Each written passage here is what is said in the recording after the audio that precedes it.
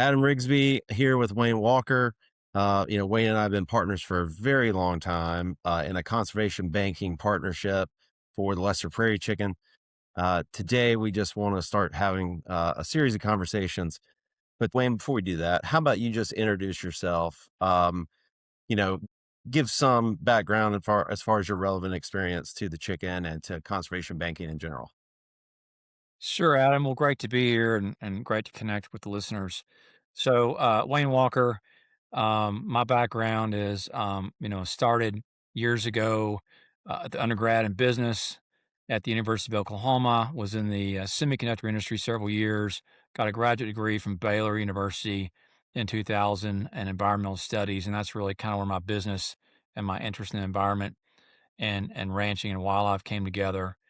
Went to work for the wind industry for many years after that, up until about 2007.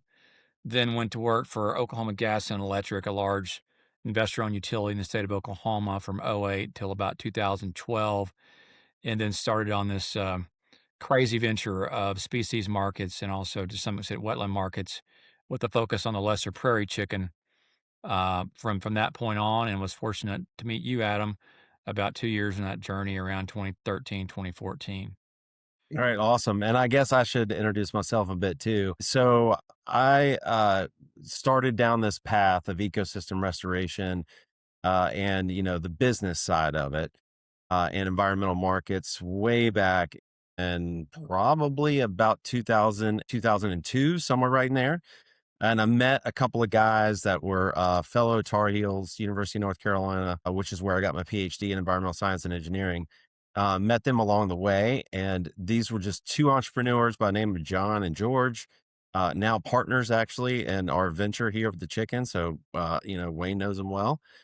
And those guys were just a couple of entrepreneurs who happened to have rights to two dams that they were removing to offset impacts for Department of Transportation projects in North Carolina.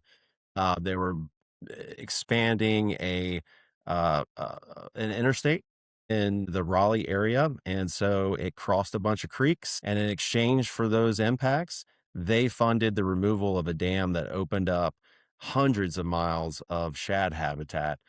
Probably should say dozens of miles, but it was approaching 100 anyway. And shad is like the East Coast salmon, right? It's a fish that spawns in the freshwater, lives its time, most of its life in the salt water, and comes back once a year to spawn again. Just a fascinating animal to watch. So I got to see those two dams come out. A second dam was actually removed for offsets for a reservoir that was being constructed in the Piedmont, North Carolina. And so when I realized that these two guys were, basically had a pickup truck and a canoe and were living a great life and making some decent money while doing it and supporting development and the economy. I just thought it was the coolest thing ever. So I ended up in the water business, Clean Water Act, we call it mitigation banking, had several stream banks, in particular in Texas, currently have a few in West Virginia. But yeah, as Wayne indicated, back in about 2014 or so, John and George connected me with Wayne. And so, Wayne, you and I have been on the chicken road for a very long time together, I guess coming up on 12 years at least. And we've seen quite a bit. So, Wayne, if you don't mind, look, this chicken has gone on the list, off the list, on the list, off the list. And I think actually today it's off the list again. Do you mind just recapping for everybody, all these swings and regulatory changes that the chicken has experienced? Well, I started really paying attention back in the '90s, and I was a wind energy developer out there trying to do my part with our owners, the Zilka family, and later other folks to try to develop clean energy responsibly to address, climate change, et cetera, back when I was a young pup back in the late '90s and 2000s. So we're running around Kansas and Oklahoma, and we run into this bird, lesser prairie chicken. The ranchers are all worried about it. The Fish and Wildlife Service is worried about it. The state wildlife agencies are worried about it. I didn't know what one was, but I knew if all these people were worried about it, it was a problem. So I spent a lot of time getting up to speed on it. And, the unfortunate reality with the lesser prairie chicken is a few things. One, we've had a lot of uncertainty since 1998, which was the first time that the federal government had to make a decision on the bird, and they decided it should be protected, but it was precluded by other higher priorities. We call it warranted but precluded in 98. And really, ever since then, the bird has been in trouble and in more trouble. And, if we fast forward on the regulatory side, back in, I believe it was 2014 or 2015, the bird was on the list again. There were lawsuits to get it off the list. It came off the list on 2016. The efforts that were put in place to try to do something about the bird, a state program through the Western Association of Fish and Wildlife Agencies, and a program in New Mexico through a group called KIM, which I believe stands for the Center for Energy Hazardous Materials Management. That's always a hard one. Those efforts just didn't really do a whole lot. And so the bird was back on the list in 2022 and now was ruled to be off the list again last August and officially off the list, actually by coincidence today, the day of our first podcast. So we've had this regulatory pendulum back and forth, back and forth, back and forth. And the things we've learned about this time frame is uncertainty is bad for all. Whether you're a farmer or a rancher wanting to know if the government could be a threat to your operations, whether you're an energy developer trying to develop something, it's just not been a good situation. I would say the other common denominator here through all these years is up until we developed our program a couple years ago and really got it going, these programs didn't deliver what the bird needed, which was market-based payments to landowners in the right place to help the chicken, both protect the habitat that was good and to restore habitat adjacent to that so that the bird could increase in numbers. The lesser prairie chicken is typically habitat limited, which means the habitat across the range has been so degraded through lost habitat or through fragmentation of habitat, it can't survive. This bird still acts like it needs to be back in the 1800s before the wagons showed up in these large open landscapes of healthy grasslands, and we just haven't been able to get a lot more of that. We keep losing it. So our program, as I'm sure we'll talk about in a minute, really flipped the switch on the one thing that was missing, which is we have to pay landowners market-based payments for easements with endowments and these sort of things to protect the bird in the right places in a strategic manner, because you can't just come up with an arbitrary amount of money and hope it fits the conservation or in the mitigation business. As our partner George says, you can't make the money fit the mitigation. You've got to let the market determine how to price effective mitigation outcomes. Yeah, I find it pretty fascinating, just what listing decisions hang their hats on, right? So you brought it up there, I think, with the idea that the bird is habitat limited, meaning that we've just lost intact prairie over the centuries, really, but especially in the last couple of decades. And that's for various reasons, right? Farm conversion comes to mind, energy exploration, extraction comes to mind, transmission, even these renewables, which we're going to get into in just a minute with the Colorado Power Pathway.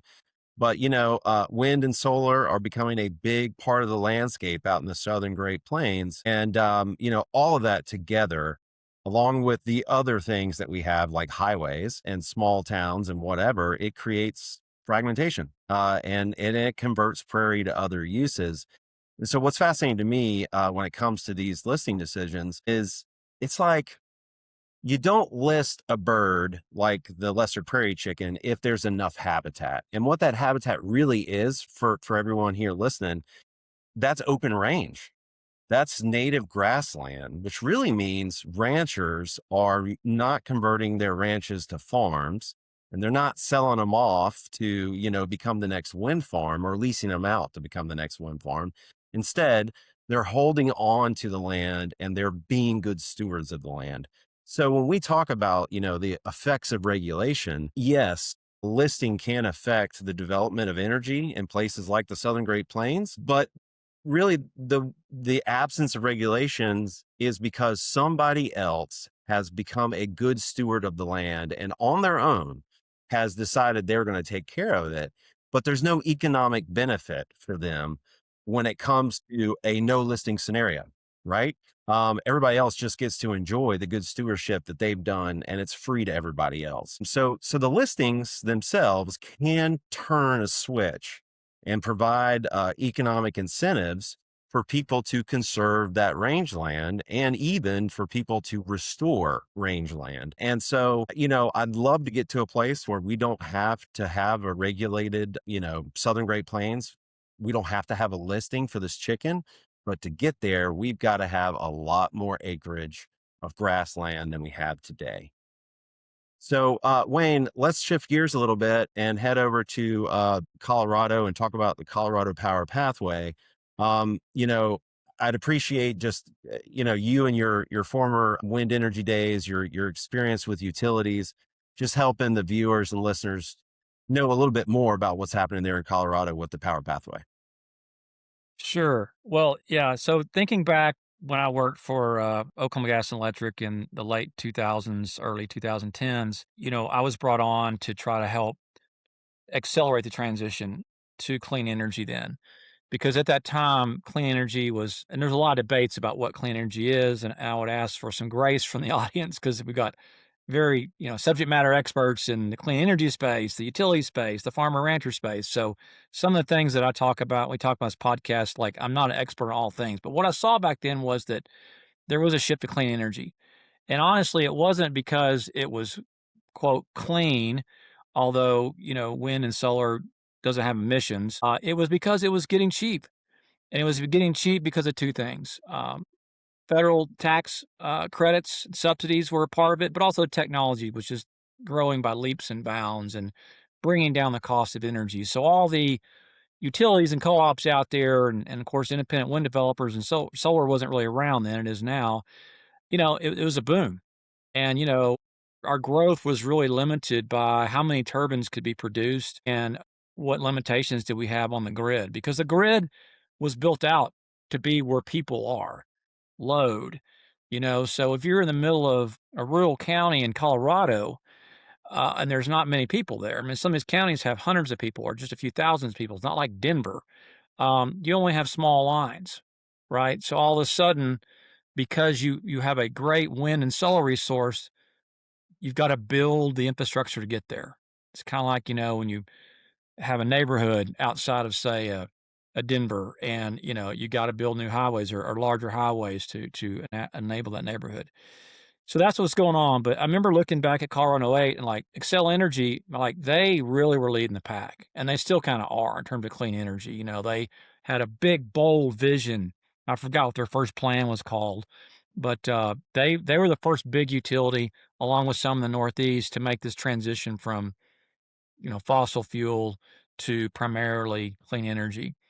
So a few years ago, they came out what they called two big plans. One was the Clean Power Plan, and the other was the Colorado Clean Energy Plan. The Colorado Clean Energy Plan was about building thousands of megawatts, billions of dollars of wind and solar out on the Great Plains because that's where the resource was. But you couldn't get it to load. You had to build the transmission. So that was where they came up with the Colorado Power Pathway, or CPP as it's known. So that, if you look at the cost of these things, the Colorado Pathway was between 1.7 and $2 billion. The renewable in about 550 miles of new double circuit 345 kV. These are large, major infrastructure. It's like building new interstates for highways. There's big infrastructure coming into areas that don't have a lot of infrastructure. And then, of course, that's going to allow thousands of megawatts of wind and solar to connect. And it's happening. They've executed on the Colorado Pathway. It's really mostly in the ground, and the rest of it will be in the ground by the end of this year of phase one. So that kind of set up some of the conflict we'll talk about in a minute. But I will say, from a utility perspective, this is a huge step. I mean, I can't really imagine other utilities that have taken this big of a step to make this transition. And they're doing it for several reasons, right? They're doing it because, the combination of the tax incentives and the rapidly reducing cost per kilowatt hour of these technologies is going to deliver savings to the ratepayers over time. But they are having to increase cost to ratepayers on the other side of it to build the infrastructure out. But the hope is that over the long term, this clean power transition will help reduce their emissions profile. It'll give them a hedge against potential future carbon and emission legislation from Congress. It'll help keep their ratepayers' rates cheap relative to other parts of the country, and they've got to do it to serve their load. Colorado's growing. People love Colorado. They're moving to Colorado. They love the lifestyle. And now we got AI data centers on top of that. So you got to build this new energy, or you're going to be in a big trouble spot. All right, thanks, Wayne. Yeah, and that brings us to, the potential conflict here. We talked about the chicken, and it's on the list, it's off the list. As of today, officially off the list again. We're in the midst of what they call a remand, legally speaking, which is really where they send the listing decision back to the service so that the service can decide whether or not the chicken should be listed. And there is a very ambitious goal of reaching that determination by the end of this year, 2026, which, quite frankly, being an observer of all things fish and wildlife process, I highly doubt that they get it done, but we'll see. But regardless of what that decision is going to be ultimately, whether it's on the list or off the list this time around, let's talk a little bit about the potential conflict with the Governor Polis of Colorado, his goals of a carbon neutral portfolio, and the final build out of the Colorado Power Pathway and all the tie-ins, the other renewable projects that will tie into it, and a potential future listing, or if the bird is listed. Can you share with us a little bit, Wayne, of how you, if you're reading the tea leaves, how you would see a potential conflict arising between this build out effort and a potential future listing of the bird? Sure. Yeah. Well, as some of the listeners may know, for those who don't, prairie chicken is in trouble. I think that's one thing, even most industry people I know, we can disagree about who should pay and how much it should cost to quote fix the problem, but nobody seems to disagree that this species sadly is in trouble. And the two states that it's in the trouble, well, the three states in trouble the most are Colorado, New Mexico, and Texas. Between the two, we might have a couple thousand birds. So here's the conflict, right? You've got this big build out coming. Before the build out even happened, there wasn't a market mechanism to recognize the stewardship of the ranchers who had the bird left, right? So they weren't getting paid anything to be good stewards. There was some CRP stuff that was out there that was, 10 to 15 years, but, over time those payments went down. So you're not really keeping any gains there and they're only temporary. So look, you've got to pay landowners for their stewardship, especially of a scarce resource like this bird. At the end of the day, this is a real estate play, location, location, location. And there's not many folks in Colorado that have birds left. And so the ones that do have got to get paid a substantive amount of money to protect those acres that are still there permanently, and to restore acres as well to grow that habitat like I talked about earlier. So that's the stage before transmission and renewables even came along. Okay. So now you've got transmission and renewables coming out there, and these are rural areas. Some of these areas are miles away from interstates, miles away from roads. Folks have lived out there for generations. That they like their lifestyle. They like the outdoors, the quietness of it. They don't want people around. They don't want infrastructure around. And now all of a sudden, this stuff is showing up. And there's a lot of different opinions, but essentially, a lot of folks believe they're not being paid enough for the inconveniences of these things. And then on top of that, when these new infrastructures come in, it's also creating regulatory risk, right? Because you weren't paying the landowners to take care of the birds. Now the new infrastructure, based on the science, is going to have some level of impact on the birds. And there's a lot of debate about how much impact wind towers and transmission towers have, but there is impact there.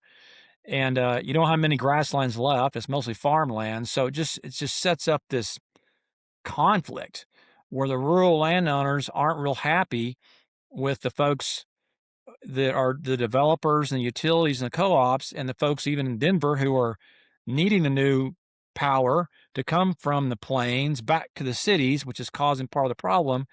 And, the rural landowners aren't really being compensated, or at least they feel like they're not being compensated very well for any of those things. And then, of course, the transmission companies through state law have the power of eminent domain if the utilities and the co-ops can't negotiate a price everybody agrees to put that infrastructure in there. And the other thing, Adam, and I'll shut up about this, is there's a lot of folks who don't even really care what they're getting paid. They want to maintain their lifestyle. And as they see thousands of acres being chewed up for transmission development, wind development, and especially solar development. I mean, solar development, the good thing about solar is it uses Mother Nature's resource. It's a very cheap product, but it's kind of like building a housing subdivision out there. I mean, you're covering up many, many acres, like solid, with just a little bit of space between the arrays. And so you're taking farming production away. And there's folks that are scared that they can't keep farming, and even though the solar developers are paying a heck of a lot better in farming, no doubt about that, some of them just want to keep farming. So all these things have created this challenge we've got now. Yeah, thanks, Wayne. Yeah, I think you did a great job talking about the conflict with, the rural communities and the build out for sure. And there's another layer to the conflict, which is right now the utilities and the wind and solar developers are going out just gangbusters to build out the transmission lines and these projects that are going to tie into them and ultimately deliver renewable energy that's produced hundreds of miles away from the front range to be used there on the front range. The other conflict here, though, is, you know, all that development, that project development that's taking place is right now in absence of a listing. But if a listing were to pop up, like let's just assume that the Trump administration finds a way not to list this bird, but let's also assume that there's no new conservation that is brought to the table. There's no new habitat that is created for the bird. That probably means that the next Democrat to come into the office of the White House, rather, will have an easy opportunity to list a bird should they choose. And quite frankly, just in my humble opinion, what we're seeing Trump do now with renewables, what he has done to throw a wet blanket on the development of wind in particular, I think the next Democrat is going to do for oil and gas, assuming the next Democrat is, carbon neutral, climate conscious, however you want to phrase it. So I think there is a vulnerability there for this build out to get stopped in its tracks to a certain degree with a listing that might pop up in 28, 29, 30, somewhere in there. And my understanding is the next big build out for the for the tie-ins to the CPP or Colorado Power Pathway is in that 29 to 30 range. So we're talking billions of dollars that would be put on hold to a certain extent if there isn't some solution that rewards or compensates landowners that are good stewards of the land. And more importantly, provides some opportunity to restore the habitat we've lost over the years so that the chicken can have a place inside of Colorado's boundaries to call home. Yeah, Adam, I agree. The other threat is even if we maintain a Republican in the White House during the next election, environmental and conservation groups have a great track record in court challenging this thing. And again, it's because on again, off again, on again, off again from a regulatory ESA protection status, but chicken continues to decline. And it declined for the reasons we talked. I mean, we've got to get some meaningful conservation on the ground, and that conservation has got to be something that counts with the Fish and Wildlife Service. So when they go through these, many, many iterations of evaluating the bird status through what they call species status assessments, they've already got decades of looking at farm bill programs, state programs, and you sum it all up, and there's just not a lot of substance there in terms of durable gains for the bird, and the bird continues to decline. And when the bird's not listed, energy developers, while some have been great stewardship leaders and have contributed to viable mitigation, including with our program, most of them aren't. They just see it as an externality that cuts against their rate of return on their project model, and they don't do anything. And so that just exacerbates the loss of habitat. And we're still losing grasslands. We lost several million acres of grasslands from just plain old ranching conversion of farming in the last few years. I mean, to me, it's mind boggling that in 2026 we're losing, you're going to tear up what's left of the prairie. There's only like a few percent left, so you can grow another acre of corn. It's just kind of nuts, but it's happening because the economics are still better for agriculture. Yeah, it is nuts. And, Colorado, I think, is particularly prone to this conflict, right? This Colorado Power Pathway and the renewables build out, I mean, I don't know that I've ever seen a more coordinated, widespread development project in my life. And, we're in the business of providing offsets for permitting. And so some of the permits I've, handled in the past are monsters, but nothing on the scale of what's going on in Eastern Colorado. So, I think that the other states in the chicken range certainly are vulnerable to having project delays if there's a listing coming up after the Trump administration. But I just think Colorado is particularly prone to some serious delays and costly delays. So we've hinted at it, but let's spend a little bit of time talking about it now, Wayne. We're working on a few initiatives there in Colorado, hopefully working with the legislature, the governor's office, all the agencies that could be involved, especially Colorado Parks and Wildlife. Obviously, ranchers, including some of the associations like Colorado Cattlemen's, independent cattlemen's associations, groups like that, trying to create an environment where Colorado can use this period of time where the bird is delisted to, re-exert control over the resources in their own boundaries, right? The natural resources within their own boundaries, because a federal listing becomes federal jurisdiction, really, right? So this is a great time for Colorado to get its act together and put a program together that would basically ensure that the impacts associated with renewable build out with the CPP are offset with sensible chicken conservation projects inside of its own borders. So, Wayne, why don't you talk a little bit more detail about how it is that we piece together our conservation projects and what that means for our landowners that we work with? Sure. Well, Adam, you and I come from entrepreneurial backgrounds. Um, I felt like all along we needed a business component to this whole mess. And I mean, I've seen it. I understand business from the utilities perspective, from the wind and solar developers perspective. I'm a ranch owner myself in West Texas, so I understand the rancher's perspective. I've never farmed, but learned a lot from a lot of smart farmers out there. And look, all these businesses require a level of discipline in designing business plans and executing them that, quite honestly, we just don't see or haven't seen historically in government programs. The accountability is low, the payments are not that interesting. So we feel like our program, which we've worked with the Fish and Wildlife to come up with and to meet their standards. And I think that's really important that whatever programs are out there meet the Fish and Wildlife standards because those are the only acres of conservation that are going to really count for the long term as we go through this on and off again evaluation of how the prairie chicken's doing. There's been a lot of good, well intended efforts through the Farm Bill, through state programs, but at the end of the day, they haven't yielded long term results and they get discounted heavily in terms of contributing to solving this problem. So our program essentially is made of two big parts. We have what we call conservation banks, which is a fancy name for mitigation partnerships and sites we have with private ranchers. And then we also have the permit side of this, which is unusual for conservation banks to have, but we decided to pursue it because the other programs just weren't doing well after all the audits, et cetera, happened and the on again, off again listings. So for those of you who don't know what a conservation bank is, essentially we're conservation developers. Like when developers show up, knock on your door, and hey, I want to pay X amount of money for turbines, whatever.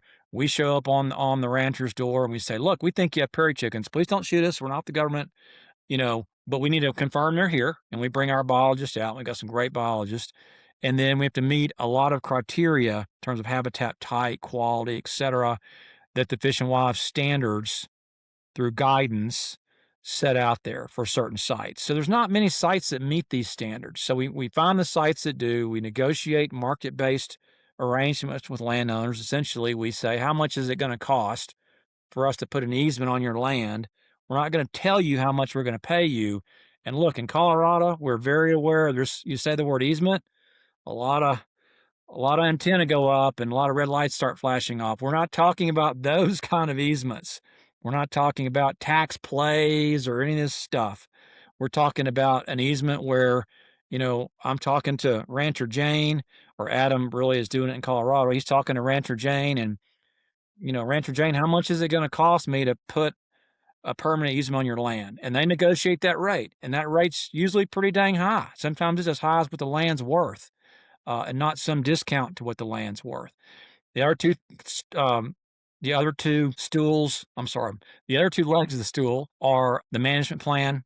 And, we have to put together a management plan to maintain or restore the habitat over time that meet the Fish and Wildlife Service standards. That includes things like prescribed fire to mimic Mother Nature, spraying to get invasives out, having a livestock plan that, keeps enough grass on the land so that chickens can coexist with cattle and reproduce. And then the final thing is an endowment. So we work with our conservation easement partner. The easements are held by a third party, not us. The endowments are held by a third party, not us, to preclude any sort of mismanagement of funds. And those endowments essentially pay for all these things in perpetuity. And so when Adam and I, and then we go to look to try to sell these credits, so the Fish and Wildlife Service will say, okay, Jane's got a 10,000 acre ranch. We're going to look at how much infrastructure she has. You get a discount of that because of buffers and all this complicated stuff. But essentially, they say, hey, maybe you can sell 8,000 credits out of a 10,000 acre ranch. So we go try to sell those to energy developers so they can buy them from us to offset their impacts. So that's the kind of the market based side of this is on the conservation banking. We do that through a regulatory instrument we negotiated with the Fish and Wildlife Service way back in 2014 called the Programmatic Conservation Bank Agreement. And the beauty of that agreement is we're able to enroll multiple ranches in multiple parts of the range at one time versus showing up and saying one rancher, one bank, takes 3 years. You just can't get enough scale in terms of doing that. So the second thing, well, first, Adam, any questions about the conservation bank part of this before I talk about the HCP? No, but let me add a couple of things real quick. You brought up number one that this is the Fish and Wildlife Standards, and I think within the context of Colorado, if Colorado decides to regulate its own resource, and that is open range country that's chicken habitat, and they put a program together that quantifies the impacts of these developments and requires some degree of offset of those impacts. Usually, it's like a markup, right? Like a 2.5 to 1. Um, if it's done to Fish and Wildlife standards, then when Fish and Wildlife comes back in the future and decides to list this bird, they very well could carve Colorado out because Colorado is already regulating their own resource to standards that are identical to the services. So, in other words, there's no need for federal jurisdiction in that scenario if the state has already taken care of its own. So I think that's an important thing to remember. So I appreciate you bringing that up. And then the other thing that I think is important for everyone to remember is, we do work in the Southern Great Plains. Wayne and I have been doing this for 12 years plus, and we've worked in places like West Texas, Eastern New Mexico, Southeast Colorado, all over Kansas. And these are really red districts. Most of the communities that we work in are certainly Trump voting communities. They are, big on gun rights. They're big on patriotism. I mean, they check all the boxes. Still, you wouldn't think that an environmental compliance program would be something that, they would sign up for. But I tell you, some of the best relationships I have, business wise, are out there in chicken country in West Texas, Eastern New Mexico, and Southeast Colorado. So this type of program actually does resonate well with ranchers and farmers because it allows them to continue to work the lands that they've had in their family for generations. And it gives them meaningful cash revenue to continue to reinvest in their operations. And that's the coolest thing I think about the chicken and our conservation banking model with the chicken specifically is it's compatible with grazing. So we can keep working lands and working hands. We don't have to turn this into a pristine nature reserve that is basically not touched by anybody. This is still, Americana. This is still, working lands. So I'm a huge fan of it. Yeah, Wayne, go ahead and tell us more about the habitat conservation plan. Sure. Yeah. Well, before we do that, yeah, I just want to emphasize how right you are with the ranchers. I mean, like the best part of this job to me is spending time with the ranchers on their property. I mean, I've been fortunate to have a family ranch. It's my favorite place in the world. even though there's no chickens there, unfortunately. But I've been on these places, Kansas, Oklahoma, a little bit of Colorado, Texas. They're just some of the best folks. I mean, I really do love spending time with them, and I'm grateful to just put foot on their places. But look, they're smart. And, when you get down to it and you ask them, like, why haven't you done a government deal? Or why haven't you done a government easement? And they'll tell you it's just not a good value proposition for them. Some of them are a little concerned about working with the government. Some of that's maybe legitimate. Some it's maybe a little bit too cautious, but mostly they're concerned about the economics. Like, they don't want the government telling them what the price and the value of their stewardship is. They want the market to determine that. And that's really where we've been able to connect with them. Because, yeah, we're asking them to meet a lot of requirements, to meet federal government standards, but A, they're not dealing with the government directly, they're dealing with us. And two, we make sure they negotiate a price that gives them comfort that the sacrifices they're having to make in terms of future development opportunities, et cetera, possible changes in grazing strategies and numbers makes sense for them and their generations to keep them on the land. Great point. And then, Yeah, and real quick, Wayne, let me just add that, usually with government programs, you've got a one size fits all. This is the price, take it or leave it. And so that's exactly why we've seen a whole lot of leave it because it's not good enough. The beauty of a private market approach, which is exactly what we do, is we go to each landowner and we negotiate a deal that makes sense for them and their family. And, sometimes that's money. Oftentimes it's not necessarily money, it's the other details associated with the project on their ranch. So we can tailor these deals to the needs of the ranching families themselves, which gives us the opportunity, and I think is why we've been successful. It gives us the opportunity to pull together large chunks of habitat. And just to throw some numbers out there, we're quickly approaching 40,000 acres worth of conservation between our conservation banking projects plus some additional voluntary conservation deals we help pull together on the side. So I just think through our habitat conservation plan, we've exceeded 30,000 acres, which you're going to share some more details about that in a second. And then upwards of actually more than that, upwards of more than 10,000 acres in other deals that we put together for other species or for other environmental reasons with neighbors associated with our ranches. So at the end of the day, communities see what we're bringing, what opportunity we're bringing to the table for ranching. And when they see their neighbors do well, we get phone calls from their neighbors asking to jump in on the next deal opportunity that we have.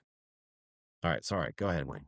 sure. And before I talk about the HCP, I just want to talk about the standards, fish and wildlife standards a little bit more. So some of the viewers or the listeners might be going, well, why didn't they just do this fish and wildlife standards in the first place and we'd be out of this mess? Great question. What tends to happen in these endangered species programs, and we've all heard about the snail darter, we've heard about the red cockaded woodpecker, we've heard about the dune sagebrush lizard, we've heard about the sage grouse. All these prolific species get sucked into these highly political debates, right? And the strongest people at the table tend to be the politicians and the industry folks. And I used to be an industry guy. Now I'm a mitigation industry guy. Dr. Riggsbee here is president of the Mitigation Association in the United States. So he knows we're all industry folks still. But, the big industries, the energy developers, whether it's oil and gas, wind, solar, transmission, they've got a big voice. Their goals are to uh, have permitting certainty, have permitting get done quickly so they can build their projects on schedule, and to keep the cost of permitting down so they can maximize profits. Nothing wrong with that. Okay. I get it. Look, I'm an entrepreneur. We all have to make profits to run our businesses. And if we're ranchers and farmers, you understand that as well. But what happens is that big block of influence through these very large industry wide kind of efforts, which take years to figure out these programs, like with some waffle, et cetera, yields an outcome that, the amount of mitigation costs to effectively offset impacts and to also meet things like range wide goals, population goals, habitat restoration goals, these things you may have heard of, they don't, industry doesn't pay enough, right? And so, because a lot of times the administrators of those programs don't have energy experience, they're biologists, they're good at what they do, but like you're really talking about a business here. So they don't bring in enough money to meet the obligations of their own program. And, 4 or 5 years down the road, that disconnect becomes evident. The bird's still losing. Industry's got cheap mitigation, which is great for them. But, we're back to this ping pong and the listing thing again. So meeting those Fish and Wildlife standards, it's going to cost more money. Okay. It's going to cost more mitigation money for the industry folks, but they're going to get a lot of certainty they haven't got in the past. The cheaper programs didn't work. The landowners get paid a really good amount of money, meaningful amount of money to, seriously support the program, keep their kids on the farm and ranch. Obviously, us as entrepreneurs can make an income doing this as well in a very hard and risky space. So Fish and Wildlife standards are important. They're the only thing that are going to count in the listing yo-yo. Okay, now HCPs. So there's two parts to a market and species market, at least when it's covered by federal regulation. There's the mitigation side, which we've talked about, conservation banks under the programmatic bank agreement that our program has. And by the way, there's not many of us out there right now. People say, well, why do you guys get all the business? Well, because the uncertainty of the on again, off again of what's going on with species like the lesser prairie chicken. Adam looks at his members, and I think they sometimes think we're crazy. Like, why are you guys out there? There's no certainty. So we've been able to hang on. They definitely think we're crazy. Yeah, they think we're crazy. So look, we've been able to hang on. I've been around 14 years. Adam's been around about 12. Look, it's not an easy way to make a living. If you want a stress-free quality of life, this is not a business for you. Um, anyway, enough on that. So you got the mitigation part, which creates the credits to be bought and sold in the market. Now, when the bird is protected, and even for our program, it doesn't have to be protected. Voluntarily, we have what we call a habitat conservation plan. So I'll try to stay out of all the Endangered Species Act jargon, but basically there's two types of programs you can enroll in. One is Section 10 for private sort of situations. These are mostly private lands. And then if you have a federal nexus, you're going to be in Section 7. And a lot of folks try to find federal nexus, but this is mostly Section 10 world. So the habitat conservation plan is what it means, is what it sounds like. It's a plan. It's saying, look, and our plan essentially looks at the whole range of prairie chickens. We cover the whole range, all 5 states, all 4 ecosystems of the prairie chicken. And we say, look, we have 2 of them. If you're an oil and gas guy, you can enroll in our oil and gas HCP. We don't have any enrollments there yet because those folks are mostly enrolled in legacy programs in the state of New Mexico and through WAFWA. But we've had several enrollments, significant enrollments in our renewables and transmission renewables and transmission plan. And we've helped wind farms offset their impacts, but mostly it's been transmission lines. And, some of this is public, but, we've worked in Colorado a lot with Xcel Energy, with Tri-State. Tri-State also has a tremendous amount of infrastructure investment in rural Colorado to offset their impacts, these projects. And so, what these customers want is, during a non-listing, they want to enroll and make sure that, that they get credit for doing the right thing, and that credit would help. And next time the federal government, the Fish and Wildlife Service looks at a listing, they can see, wow, people are enrolling.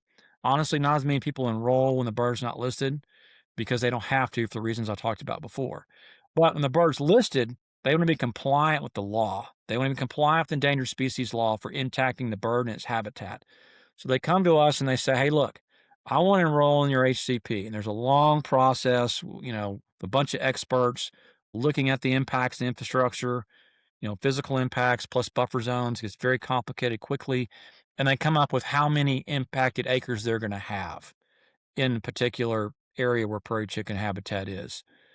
And, then as Adam said earlier, it's typically about 2 to 1. So let's say they're going to impact 1,000 acres. They'll buy somewhere on the order of 1,500 to 2,000 credits. There's a lot of complicated mitigation ratios, but those two things work together, right? So they get their compliance with the law, or they get credit for being good voluntary enrollees to help the overall trajectory of the bird through the habitat conservation plan. And then they buy the mitigation credits pursuant to what the HCP says they need from the banks. So those things work together to create the market. And we've had a lot of success the last go around the listing. Had, as Adam said, probably about 20 of the 30,000 acres were enrolled during the listing. The rest were voluntary things that happened in between the listings. So we do have some reasonable level of voluntary participation. Thank you, industry leaders. But, as we get back to where we are today, the listing's gone. Not as many folks are interested. And again, if we don't do something big, I mean, really big, like build out a bunch of strongholds, it's going to go back the other way. So, Adam, maybe you want to talk about what we're thinking here. Yeah, thanks, Wayne. Yeah, I mean, I think mitigation programs are obviously tied to impacts, and then those offsets hope to, basically, compensate for those impacts plus a little bit more.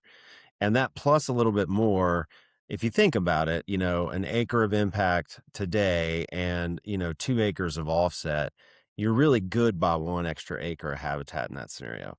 And when you look at the chicken and as bad off as it is in terms of the acreage of habitat lost, the number of lost habitat, of course, is well into the millions. We're talking, 100,000 square miles. I don't even know the numbers. We should look those up and know them. But I could tell you when I talk to biologists and ask the question, avian biologists are really experts, like how many acres does this bird need in order to ensure that it's no longer, necessary to list the bird? I usually hear numbers that are 500,000 to 750,000 acres is a great starting point. So just think about that number.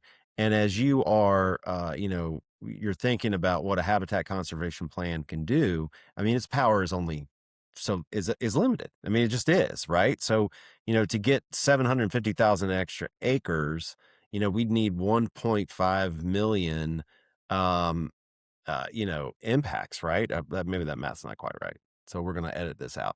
So you would need half of that 750, right? So Yeah, just reverse. 375, we have the risk. Yeah. Yeah, so that's a lot of impact, 375,000 acres. Now, these HCPs are 500,000 acres apiece in terms of impact, so that could get us to 1,000,000 acres worth of offsets at some point. But the truth is that, mitigation programs just aren't that productive. You can have mitigation programs lead to complete recovery for a species, but it's not the standard case. So what Wayne's getting at is, we're coming up with a bolder plan here where we could use government money to ultimately purchase recovery acres. So head out and get hundreds of thousands of acres of chicken habitat, and organize them into what we call strongholds. These are large intact prairies of say 50,000 acres plus in key areas that the chicken needs them the most. And that way the chicken can have a place to call home under the worst of conditions and have a great launching pad under the best of conditions to spread out and broaden its range back. So that's another effort we're working on. I think that's probably a conversation we should save for the next episode. And I think we've probably just about reached the end of this one. So Wayne, I appreciate as always the conversation. Sure. And I look forward to us, digging back in on some of the issues we brought up, but we didn't have a chance to really dig into today.